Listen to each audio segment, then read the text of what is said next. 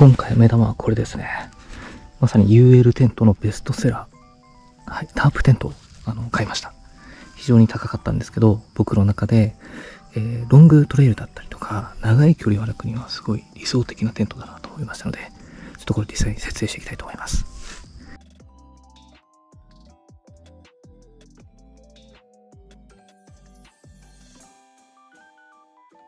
こちらはノーマルの非自立型としての立て方だと 808g。オプションとしてポールを1本追加すれば自立型になるんですが、それを追加すれば、1030g ぐらいということでした。自立型として見てもかなり軽い部類に入りますよね。はい。で、まずは非自立のノーマルバージョンとしての立て方なんですけど、基本的にはポールは1本しか使わないんです。ですから設営はすごい簡単です。ポールはイーストンのカーボンポールですね。UL テントだと、おなじみのポールになってます。非常に細くてしなやかなので、強風とかだと折れてしまう可能性もあると思います。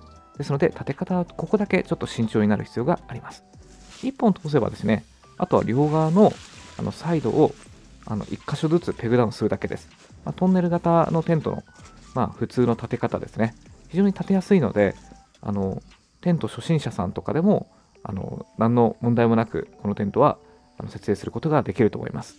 2箇所しかないのでペグダウンが刺さらないところの岩とかを使うとかでも立てやすいのかなと思いました。で、今回はさらにオプションのクロスポールも合わせて使用させていただきます。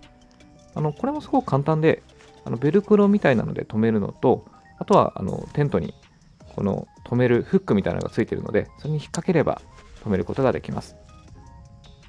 こんな感じでガイドラインは左右に1つずつあれば立ち上がるんですけど、このオプションのクロスポールを使えば自立型になります。で、さらに補強にもなるので、今これ完成形ですね。で、あとはもう自由に好きなとこ貼ってくださいみたいな感じで、めちゃめちゃペグダウンのポイントが多いんですよ。だから強風の、稜線とかにも備えたテントにはなってますね。で、ネットでこれが折れちゃったみたいな話を結構聞いたので、ここにもガイドラインがめっちゃ引けるので、2本から引いて、こっちをちょっと引っ張ってますね。こんな感じでちょっとどうかなと思っておりますが。はい。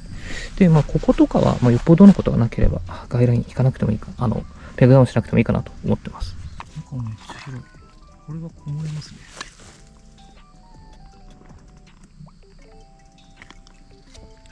ここが、磁石になってて、雨がそう、こんな感じ。こういう感じだ。そっか。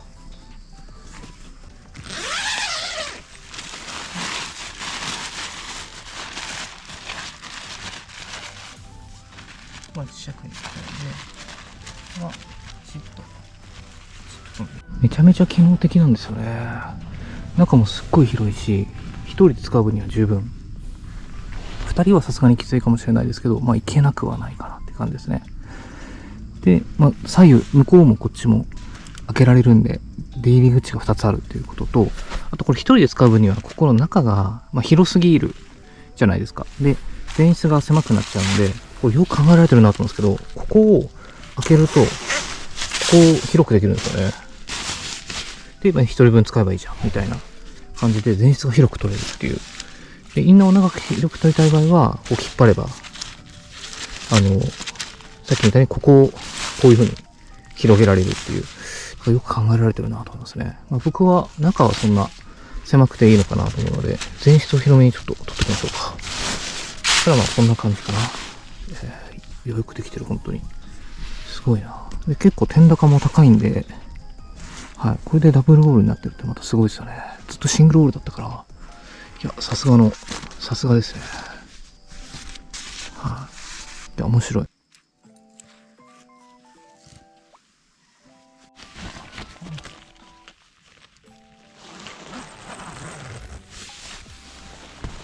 ということで、ちょっと雨が降りまして、慌てて避難してきました。で、どうやら僕今日カウンソロっぽいんですよね。久しぶりちょっと怖いかも。いっか。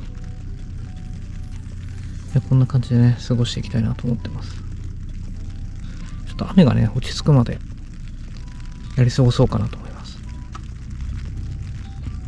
前室も広くて、はい、ちょっと今物退避させたんで、ちょっといろいろとしなかってますけど、十分しのげるスペースがあるなと思います。これアメリカでないと買えないやつなんですけど、こう冬用のインナーテントなんですよね。ちょっともうさすがに早速虫が入ってきてる。ちょっとはたこく。よいしょ。あったかい。さらにやっぱりこの佇まいがかっこいいですよね。タープテントだとダブルレインボーっていうすごくさらに人気のテントもあったんですけど、この特徴的なトンネル型がすごく気に入ってこれにしました。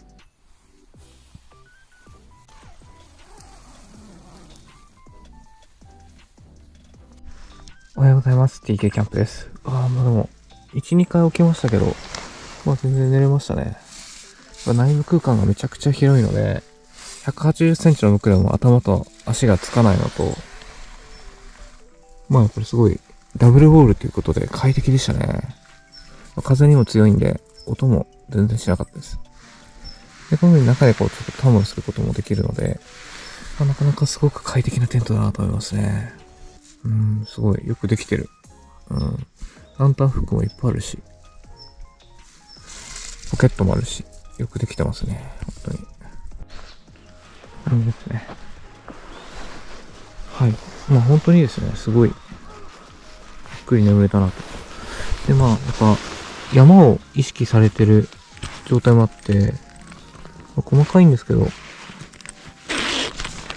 ことかも、こういう風に、フックになってて、扉、これがバッと開かないようになってるんですよね。ここまで閉めとくと、非常にやりづらいのかなと思いました。ちょっと、灰が飛んじゃってますね。かっこいいですね。いい感じです。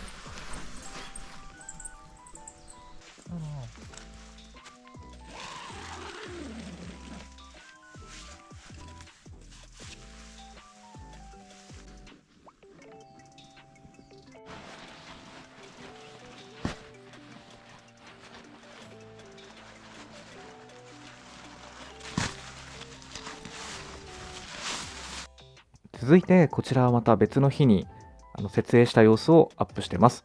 でこちらはですね、雨も降るということで、木の枝を使って前面を少しタープのように跳ね上げてます。これを使ってですね、雨の中調理をしたりとか一日過ごしたんですけど、全然良かったです。すごく使い勝手もいいので、タープいらずでいけるなと思いました。いや、いい感じだな。この前室の中で結構過ごしてるので、雨が降っても大丈夫ですね。で、あそこでちょっと木を立ててタープ代わりにしてるので、屋根もこの手前ぐらいまでは大丈夫なんですよね。こんな感じで結構屋根があるんで、すごい強い風が向こうから雨が吹き込んで来ない限りは大丈夫かなと思います。この感じでやっていけるんじゃないかなと思いますね。いい感じだな。ご飯も食べたし、あとはもう正直寝るだけです。雨も降ってきたし。でもやっぱタープテントのここがちゃんと前室になるのがいいですね。こんだけ前室あれば、木使ってですね、ポール代わりにしてタープみたいにしましたけど、全然雨吹き込まなかったので、多少の弱い雨ぐらいだったらいけるなっていう感じがしましたね。いやー、素晴らしいな。あとは今日ちょっと風強いみたいなんで、その風対策みたいなのも今日試していきたいなと思います。今日みたいに強風なんですけど、風の吹き込みもなくてめちゃめちゃいい感じですね。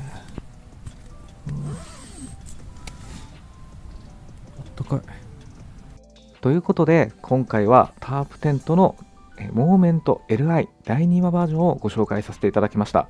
いろんな UL テントを使っていろんなメリットデメリットがある UL テントですが、これが僕の中ではすごく理想系なんじゃないかなって思うぐらいとっても使いやすかったです。